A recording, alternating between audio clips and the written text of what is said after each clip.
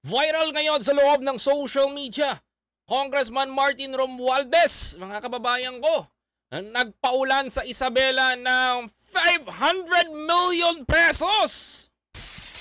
Grabe! 500 million pesos nga ba talaga ang pinaulan ni Kong Martin? Ito po, ang sabi dito mga kababayan ko. Noong mga nakaraan mga kababayan ko, dahil hindi po napuntahan ni Pangulong Ferdinand Bongbong Marcos Jr. ang lungsod na lugar ng Isabela, mga kababayan ko, kaya po ang House Speaker natin na si House Speaker Martin Romualdez ang pumunta at nag-abot ng tulong sa mga taga Isabela. Sabi po dito mga kababayan ko, sabi dito, gumugol ni House Speaker Martin ulitin natin. Take two, take two, take two, take two. Ang pangit ng ano ko eh. Kailangan ganito. Ayan. Ayan. Ayan. Take two. Gumugol ni House Speaker Ferdinand Martin Romualdez ang kanyang weekend sa trabaho at mamamahagi ng 500 million na ayuda sa mga taga Isabela Province sa ilalim ng Bagong Pilipinas Serbisyo DARE BSF, sabi ni Pangulong Marcos, mga kababayan ko. Sabi pa dito mga kababayan ko, kasama ni House Speaker Martin Romualdez si Deputy House Speaker Topet Albano na representante ng Isabela at iba pang lokal at opisyal sa lalawigan. Batid po namin na hindi madali sa inyo ang humingi ng tulong sa pamahalaan ng Maynila. Kaya kami po ang nagpunta dito, sabi ni House Speaker sa mga tao. Bukod sa cash assistant, ito quote and quote, bukod sa cash assistant, rice distribution sa pagtutulungan ng Kongreso at Department of Social Welfare and Development o DSWD, namahingi din ng TESDA at CHED scholarship, sabi ni Romualdez, mga kababayan. Sabi pa dito, ayan, wait, ayusin natin. Para makita nyo. Ayan, sabi pa dito mga kababayan, paniguro ng leader ng Kongreso, hindi po ito huli kung marami pang ayuda ang ibibigay sa inyo sa pamahalaan dahil hindi po kayo nakakalimutan. Hindi po kayo parang ano ba to? Parang love all for love. Sabi to, matapos maibigay ang ayuda sa Isabela ay balik Maynila si House Speaker Martin Romualdez para sa personal na mag-abot ng pasasalamat na dumalo sa Asian Pacific Economic Forum na ginanap sa PICC. 19 na bansa mula sa Asia sa region ang nagpadala ng kanilang mga senador at member of parliament na mga mambabatas. Tila pinasasaringan din ng mambabatas mula sa Leyte ang delegasyon mula sa China.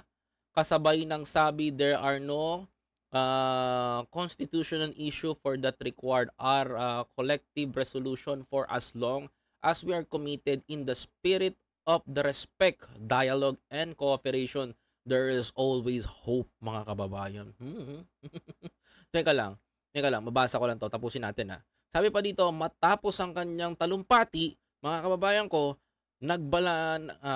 nabalita ni House Speaker Martin Romualdez ang pagpapalaya sa isang kababayan natin na nabihag ng Hamas na si Jimmy Pacheco. Sabi dito, we in our Congress, we would like to thank the President Marcos sa kanyang concern at paghanap ng paraan sa pamamagitan ng ating Department of Foreign Affairs para mapalaya agad ang mga Pilipinong bihag ng Hamas, ayon kay Speaker Romualdez. Sabi pa dito, pinasalamatan din ng pinuno ng Philippine Congress sa bansang Qatar, kaya naging daan sa pagpapalaya ng 15 bihag ng Hamas, mga kababayan ko. Ayan. Pero that is a segue. Let's focus dito sa sinabi dito, mga kababayan ko. Let's focus dito sa sinabi, mga kapatid, na ano ba itong bagong Pilipinas na sinasabi nila na sa mga hindi po nakakaalam, mga kababayan ko yung 500 million na ayuda ng mga taga Isabela sa ilalim ng Bagong Pilipinas Serbisyo PAIR, mga kababayan ko, hindi pa ako magkakamali, ito po yung, what we call this na one-stop shop, mga kababayan ko, na pwede po kayong maghanap ng trabaho, pwede po kayong pumunta do'n as a individual, maghanap ng mga inyong, puwedeng pasukan ng mga employer, puwede po kayong kumuha ng mga requirements na kakailanganin niyo. Kumbaga lahat na andodoon na. Kahit negosyante puwede kang pumunta do'n kasi parang ano 'to, parang kadiwa, mga kababayan ko. Kung ang kadiwa, mga kababayan ko, ay, andun na lahat ng bibilin mo sa iyong pamamahay, ang mga kababayan ko, dito naman sa bagong Pilipinas sa serbisyo pair, mga kababayan ko, isang one-stop shop na pwede kang, andiyan na lahat kung ikaw ay magtatrabaho at mag-a-apply pa ibang bansa, anong mga kakailanganin mo, kumbaga, andiyan na po lahat sa bagong Pilipinas. Eto nga lang, no, mga kababayan ko, nagulat lang ako kasi 500 million ayuda ang pinamigay sa Isabela. Ganyan din ba sa mga nadadayuhan nila? Kasi dito sa amin sa Caloocan, mga kababayan ko, nagbigay din nung dumayo ang bagong Pilipinas Serbisyo Fair dito sa Caloocan. I think nagbigay din ata sila. Ang pumunta pa nga dito ay si First Lady Luisa Araneta Marcos mga kababayan ko at nagtumugon doon. Anyway, I think ito maganda po to, mga kababayan ko, yung cash assistant na almost cash assistant. Kasi mga kababayan ko, tuwan-tuwa po ang mga Pilipino. Alam niyo po ba, tuwan-tuwa po ang mga Pilipino kapag nakakatanggap po ng cash assistant. Alam niyo po, one time meron ako na-cover kay Senator Aimee noon sa may bandang Taguig. Sabing gano'n, no, nakatanggap siya ng 3,000. Sabi nung ginang, sabi niya, maraming salamat Senator Amy Marcos kasi ganito, ganito. Nakatanggap po ako ng 3,000. Alam mo sagot sa kanya ni Manang Amy, "Wag po kayong magpasalamat sa akin. Pera po ng taong bayan 'yan. Sa inyo po 'yan. Binabalik lang po namin sa inyo." So ibig sabihin nito, mga kababayan ko, yung, mga nakukuhang pondo rin ba ni Congressman Martin Romualdez, inilalaan niya ba dito, mga kababayan? Inilalaan niya ba dito itong 500 million na 'to? So, ibig sabihin malaki pala ang pondo talaga ng House Speaker, 'no? Kung di ako magkakamali, correct me if I'm wrong, pero that's good, para sa akin okay 'to. Yung pondo pondo man na nakukuha mo, House Speaker Martin Romualdez, ay naitutulong mo sa ating mga kababayan lalo na sa lalawigan ng Isabela, mga kapatid. Diyos ko, alam naman natin ang lugar ng Isabela ngayon medyo nakakalungkot pero I hope na maging ano, I hope na ano, tama Sir Koy, I hope na maging okay. Eto lang, tsaka nakakatuwa rin ako, natutuwa ako dito dahil sa mga ano, anyway, para malaman niyo rin po ano ba nagiging papel ng DSWD. Alam niyo po ba minsan ang DSWD pinaglalagakan ng pondo ng mga senador 'yan. Opo, 'pag ang isang senador nakakuha ng, 1 billion, tapos yung 100 million ilalaan niya dun sa DSWD para ibigay sa cash assistant, gano'n. Si DSWD ngayon ang nagpapamudmod do'n sa mga nangangailangan na mga kababayan natin. Gano'n ang trabaho ng DSWD. Pero natuwa rin ako dito sa rice distribution at sa ginawa po ng atin na makahingi din po tayo ng, tulong sa TESDA and CHED para sa scholarship. Well, good job, good job. Yan po ang hatid sa inyo ng bagong Pilipinas. Ngayon, ang tanong ko po dito sa mga tao, in 12 months, wala ba nagawa si Pangulong Bongbong Marcos, mga kapatid? Di ba natatandaan nyo, last year, if I'm not mistaken, I think it's February? February or January, mga kababayan ko. Ay, February, January, May, or August, mga kababayan ko, if I'm not mistaken, last year. Kailan inumpisa? Ay, January pala. Kailan itong inumpisahan itong bagong Pilipinas Serbisyo Fair, mga kababayan ko. Sige nga, ito para malaman ng iba. Wala daw ginagawa si Pangulong Bongbong Marcos ng 12 months, mga kapatid. Di ba itong Serbisyo Fair na to, mga kababayan ko, ay isa sa mga proyekto ng Pangulo. So, ibig sabihin nito, 1 point, isa sa nagawa ni Pangulo. Ano pa ba nagawa ni Pangulo? Isaksakan ang dami na nagawa ng gobyerno natin, mga kababayan ko. Kaya wag nilang sasabihin na walang ginagawa ang gobyerno. Kahit nga si Congressman Martin Romualdez, pinasasalamatan pa nga to si Pangulong Bongbong Marcos. Kahit na kahit wala siya doon sa aksyon ng pagpapalaya doon sa mga nabihag ng Hamas na Pilipino na si Jimmy Pacheco, pinangunahan pa rin. Sagot ni Congressman Martin, no? Tingnan nyo. Oh, see. Oh. Tingnan nyo, mga kababayan ko. Ito. Pinasalamatan pa rin ni Pangulo. We in the Congress, we would like to thank President Marcos sa kanyang concern. Diba? Always President. Binubuhot pa rin niya pa rin si Presidente. Diba? Ganyan na ganyan ang ginagawa. The problem, mga kababayan ko, close-minded yung mga tao. Close-minded sila. Ayaw nilang maniwala na may nagawa si Pangulong Bongbong Marcos, mga kababayan ko. Biruin nyo maraming surveys ang lumabas ngayon. 41% lang ang nagsasabi na meron nagawa si Pangulo. Asan yung 9%? Kahit malamang 50-50 tayo eh. Ang problema, mga kababayan ko, wala talagang naglalabas. That's the very negative part, mga kababayan ko. Nakakalungkot ang sabihin. Pero they always blame the government na kahit may ginagawa. Alam nyo po ba, kahit pumunta si Congressman Martin Romualdez doon, ang programa na yan ay kay Pangulong Bongbong Marcos. Ang programa na yan ay kay Pangulong Ferdinand Bongbong Marcos. Kapag pumunta ang isang opisyal, kahit si Lam, sorry, First Lady Luisa Raneta Marcos, we call it Lam, o FL Lisa. Ayan. Pag pumunta si FL Lisa, mga kababayan ko, at pumunta sa harapan ng mga maraming tao, kasabay ng bagong Pilipinas Serbisyo, pero mga kababayan ko, it means project yan ng Pangulo. Kadiwa, project ng Pangulo.